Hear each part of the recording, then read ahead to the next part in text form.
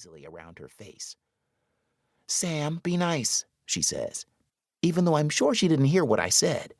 Her mom radar is on point. "He can't be nice," Grayson says. "He was raised in a barn, too." Mom sinks down in her beach chair and shakes her head. "You two are something else." Grayson breaks into a fit of giggles. I peel off my t-shirt and Mom hands me the sunscreen. I roll my eyes but rub it on anyway, because winning this fight would be like winning a pie-eating contest against a bear after hibernation. Mom glances at the lifeguard stations. "Stay close and make sure you check in once in a while." "Okay, I will." She gives me a smile, but there's something behind it. Sadness? Exhaustion? I never know anymore. This morning at breakfast, her eyes were puffy and red-rimmed. Now they're just sort of empty. Something's going on, but I've known that for a while. There have been lots of hushed conversations behind closed doors, super awkward family dinners, and a feeling of wrongness. I'd have to be completely clueless not to have noticed. A little shiver shakes through me. I don't want to think about that. Not today. Not on beach day. All buttered up, I wade out into the water toward the deep end. It's gloriously warm. I move toward the high dive with purpose. This is it, Sam. It's your moment to shine. On the other side of the lake, the ladder with peeling green paint thrusts out of the water, leading straight up to the high dive. The sun-warmed rungs smell tangy and sharp. At least the beach is empty.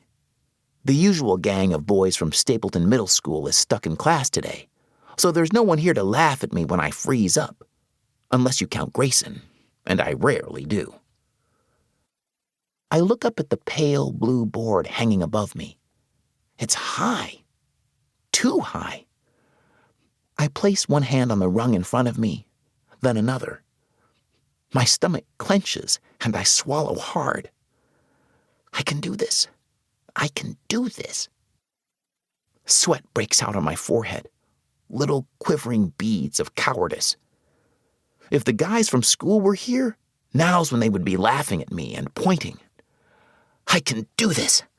I can't do it. I let go of the rungs and drift backward through the water.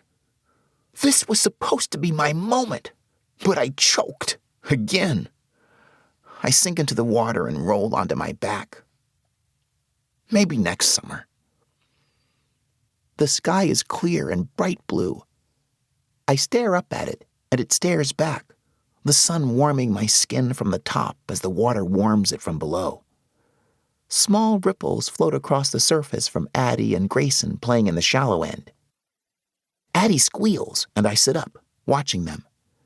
She grabs a handful of sand and chases Grayson down the beach. Her black curls bounce around her head like a wild halo. Grayson runs away from her, his head thrown back. Addie catches up, ready to nail him with sand, but he tickles her before she gets a chance. I scowl. If I hadn't chickened out, I'd be watching them from the top of the high dive right now. I sigh and wade back through the deeper water to the shallow end. When I plop down in the sand, Addie joins me, bucket and shovel in hand. "Sammy, help?" she asks, looking up at me with big brown eyes. I smile. "Yes, I'll help you, Addie." We pile the wet sand into the bucket and pat it down tight with the shovel.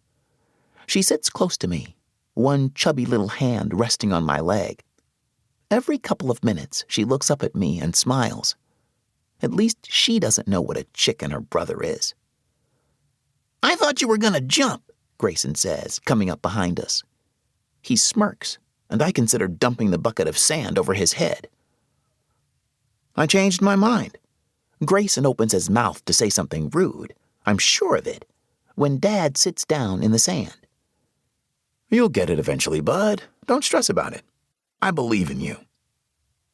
My cheeks burn a little. "Thanks, Dad."